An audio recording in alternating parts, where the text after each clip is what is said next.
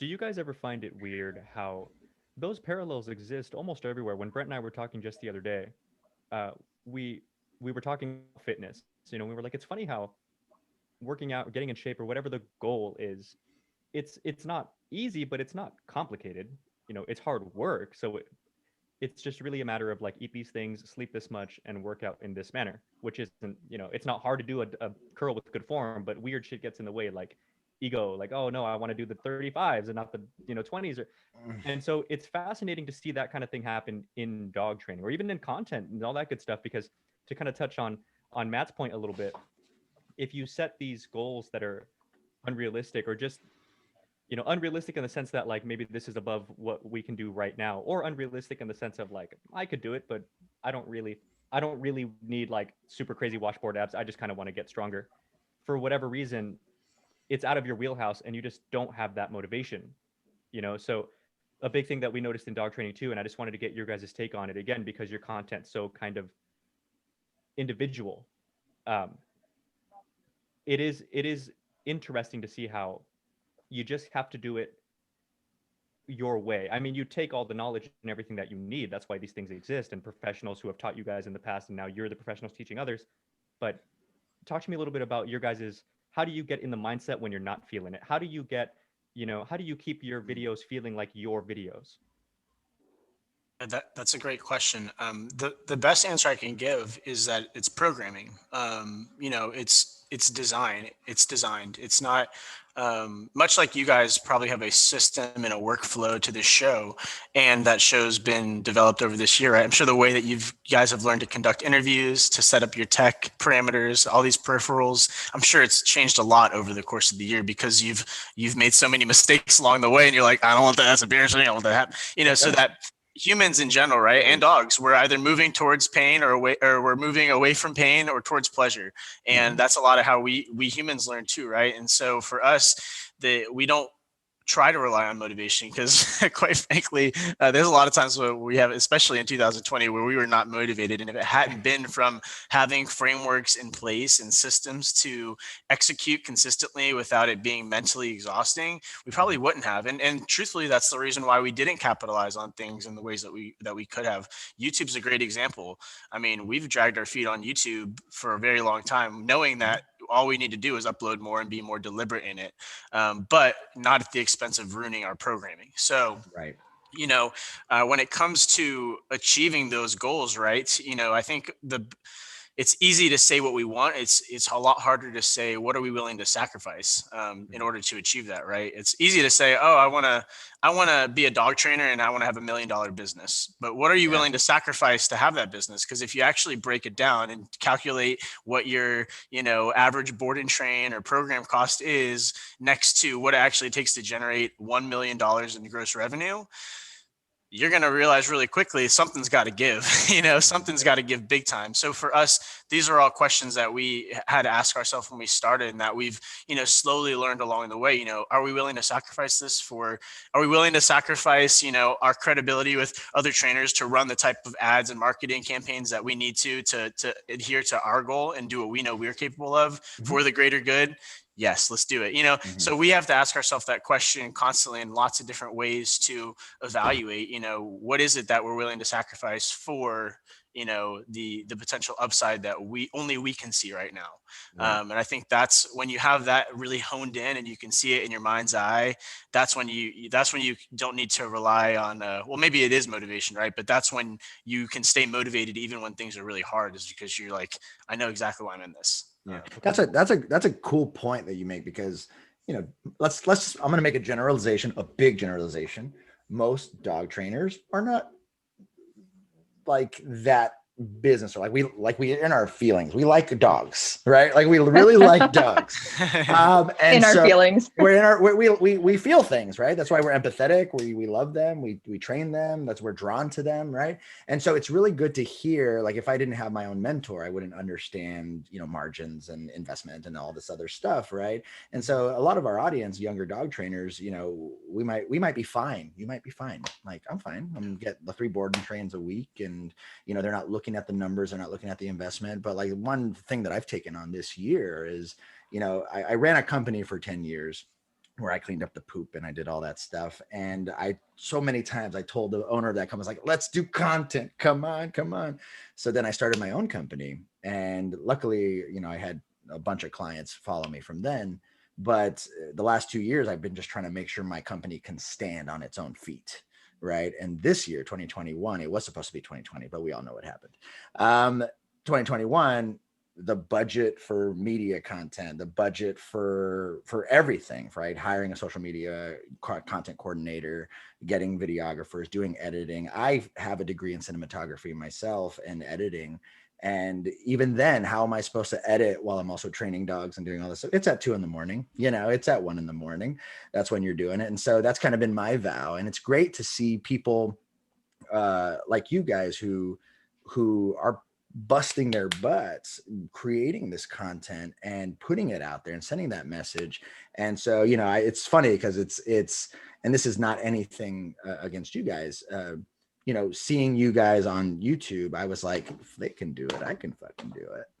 Like, why am I not doing it? I've been doing this for 12 years. Like, this is some bullshit, right? But that's the hater in me, right? Yeah. Well, and that's like that's I think the beauty of social media. I think that's why we live in this creator economy now, is because we see other people, and because of the process of documenting that journey and knowing that no matter how much we think we deserve, we still have to pay our dues and go through it. People get to be a part of that journey. And so a big part of go ahead. No, well, what's wonderful is like, you guys are inspiring even older generations of dog trainers, right? You guys, this is inspired to see people like Tommy Davis and see people like you who are just busting their ass on getting the message out there. It's inspiring to me 100%. And I mean that from the bottom of my heart, because it's like, I've always gotten, people saying, you're such a great educator, you're such a great speaker, you're such a this. And I'm just like, yeah, I know. Like, okay, but it doesn't matter if you're good at stuff and no one knows who the fuck you are. Yeah, absolutely. Yeah. Right? And that's the great thing about social media, right? Is that everyone has that opportunity, and like Gary Vee says, right, the market gets to decide. And so that's one of those things where, I think for us, if we hadn't worked with huge talent, right, and we hadn't already been exposed to what the game of social media entails, what you have to be like, are you willing to get smashed with negative comments, haters for years, knowing that, like, without having friends in that space, without seeing a blueprint of that, it would have been really hard to figure out. But we kind of knew what we were getting into. And so we have to stay true to our North Star of, remembering that we're not here to satisfy other dog trainers. We're here to, really be advocates of balance training. And we want to get that message to every dog owner out there, right, that finds our content. We want to make sure that when they do find our content, that they are, they have the best experience, whether it's watching it, interacting with us, bringing their dog to us.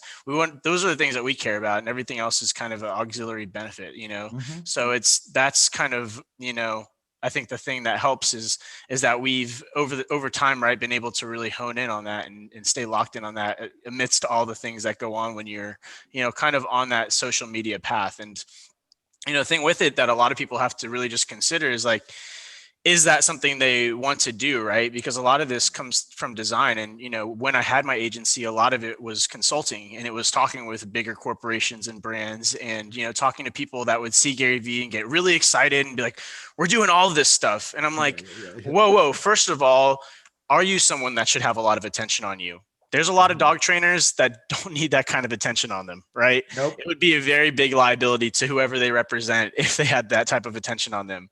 There are people that, oftentimes, especially big corporations, they try to bite off more than they can chew. They're doing a podcast, a vlog. They're trying to do too many things instead of figuring out how to go from A to B. Too many people try to go from A to B to C to D to E. The way to get results is you figure out where B is, you measure it, and just keep doing that. And then slowly, integrate and add and things like that. Otherwise, it's like the gym, right? If you go in and you go hard in the paint for 7 days straight and you don't take a rest day and you're eating right and you're going in using every piece of equipment, after a week and a half, you're like, saying it, Chief, I'm tapping out. I'm done. It's like dieting, right? You know, if you just stop eating and you start doing miles of cardio, you're going to hit a burnout really quick. And that happens so much in content creation. So, you know, those are some of the things that we try to be mindful of, you know, as we go through different phases of our job, right? You know, over the past year, we've had a facility, we've broken the lease with the facility, we've done things out of our townhome, we've started podcasts and vlogs and all kinds of stuff. And you know, what we find ourselves doing the most of is the thing that we then try to lean into more of. So that's kind of like how we've honed our path with Canine Performance, at least over the past year or so. That's another interesting point there, because it sounds so simple, you know, to just like, hey, just stay focused. All right. Don't worry about negative comments. Don't worry about this and that. Our job is right. It's amazing though how difficult that is for people, you know. So I guess my question for you, for both of you, would be how do you find that sort of skill set to like tune out the negativity and the things that turn, even if it's not other people's negativity, just things that put you down, your own demons and stuff like that. Your own thoughts. Your own thoughts. Yeah. Just like a quick, you know, I'm not really one to like work out, but I was always a fit person in that growing up. I did boxing, I do jujitsu, I do, you know, things that they're hard, but they're also hard in the sense that like people hit you and slam you and, you know, so it's really easy in the beginning to be intimidated and to be just put off and not want to go. I took my girl to a jujitsu gym for the first time and she legit was crying on the way there. Like she was that scared to go, you know? And I was like, it's gonna be fine. Be worried about, you know. And she was like on the verge of freaking out. We almost turned around and went home. But it's crazy how you get to your. Oh, she had a great time. Oh, good. Yeah, once you get into it, once you're in that gi, it's like you forget that you were scared before. You're like, I'm in a gi now. Like I'm a certified badass. But you guys don't understand though. She went one time, and she's like more popular there than I am. She had a crazy good time, and I was like, I told you. And she was like, I know. But it's crazy to me how that happens with everybody, you know, even in kennels and like dog kennels, that their turnover is high. In boxing gyms, it's high. And it's, you know, so my question was, when you have to deal with stuff like that, yes, the goal is simple. If I'm going to Adidas, if I'm going to Nationals, if I'm going to Golden Gloves or whatever, you know, go to the gym, get better, lose and win and just keep getting better and focus on what you know you're weak at and so on. And why is it so hard for people to grasp that? I think Natalie has a good approach where she just like, I don't know. I feel like you have a pretty swift hand with like dealing with haters for the most part, or you just don't. That David Goggins, like, yeah, well, sits with the band. It's like, you know, sometimes people will be like, oh, you delete comments. It's like, yeah, like it's our page. Like we can do what we like to here. I do what I want. Yeah. That's important to do though. Yeah. Well, it is. Space in your page.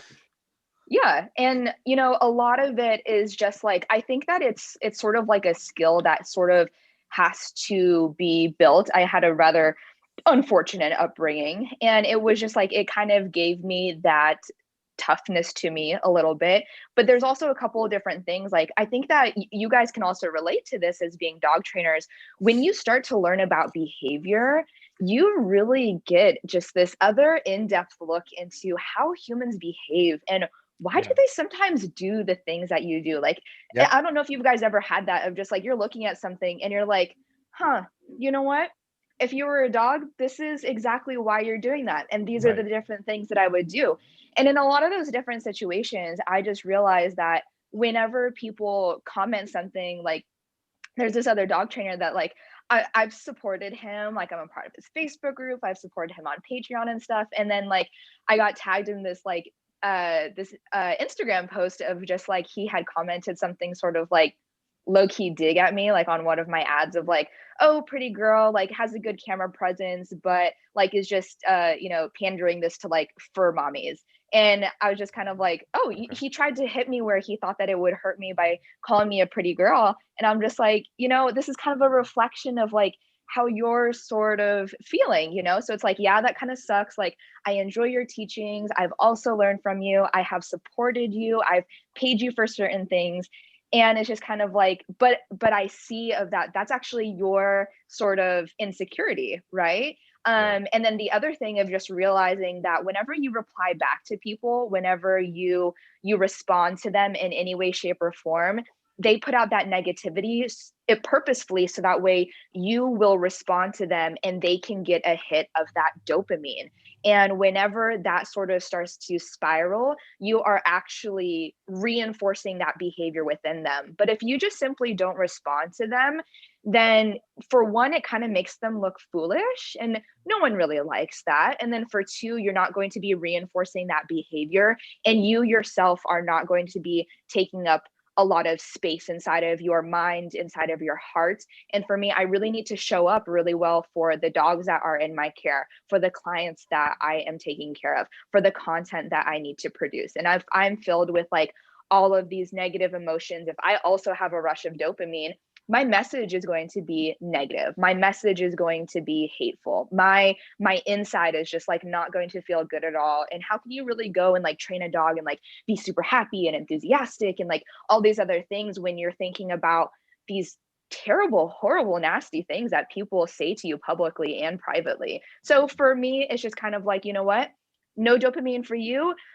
Delete, block. Okay, what is next? I was going to go clean a kennel. Okay, I'm going to go clean a kennel. And that's just kind of what I live by. Yeah, that's something I learned a while back of what's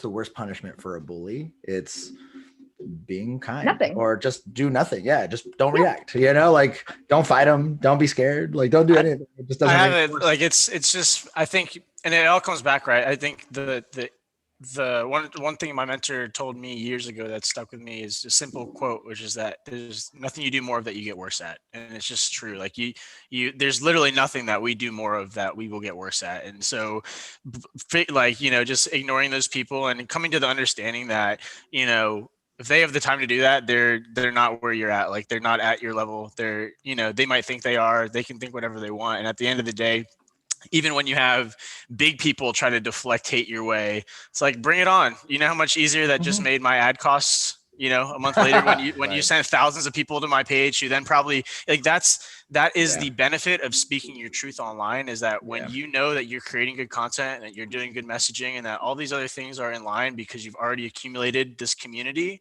Well, if one person wants to say something hateful and send a ton of people to my page so that they can for themselves decide that that's not true, by all means. Some people might agree, but the vast majority, you know, I just try to put myself in the shoes of how I would feel if I saw someone do that. You know, I might be inclined to click on it, but when I do, I'm probably going to be searching for the truth. I'm not, you know, unless I'm a sheep where I'm just, you know, which, you know, we don't want to attract sheeps anyway. Right. So, you know, at the end of the day, unless I'm a sheep, I'm not just going to willingly believe just some person online, even if they have a bunch of followers, right? I'm going to follow them. I'm going to look for consistency. I'm going to see if they're flip flopping with what they're saying every week, you know? So those are some of the things I feel like, both having come from the background of that and then kind of living through it in our own as we've built more attention, you know, those are some of the mindset that you try to keep in place when those, you know, random attacks happen or when you see all these hateful people on ads and things like that. You know, you just try to remember that maybe it's a small business right now, but in 5 years, in 10 years, am I going to want the face of a company, right, or the co-founders of a company going to want to have to relive something we said 10 years ago because we on Instagram or something. Because we got our britches torn up by someone that was, you know, trying to incite an argument, probably to leverage the attention that we have, you know. So that's kind of the mindset, I guess. There's a go ahead, Natalie. I do kind of want to just say really fast of just like while I don't try and give too much space to some of those different things, I do have people that I trust, that I will have conversations with, because there are some things that people say and like, you should actually probably look into that a little bit. And a really good example of that is when I first started in training, someone was really nasty to me and she was like, oh, like her markers suck. And, you know, like and that really bothered me. And then, you know, I started talking to some other trainers and being like, oh, hey, like this, you know, just getting some more information about it. And I realized, crap, you know what? She was right.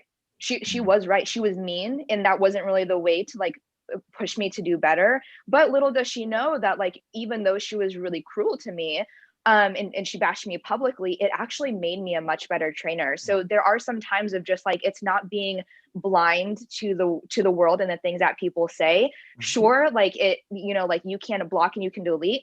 but maybe also sometimes like check with other people, like check with other trainers and be like, hey, like this person said this thing, like I kind of just like want to unpack this a little bit, you know, and not be completely blinded. Just be like, no, I'm perfect, I do everything right. Yeah, It's like, you got to gain perspective.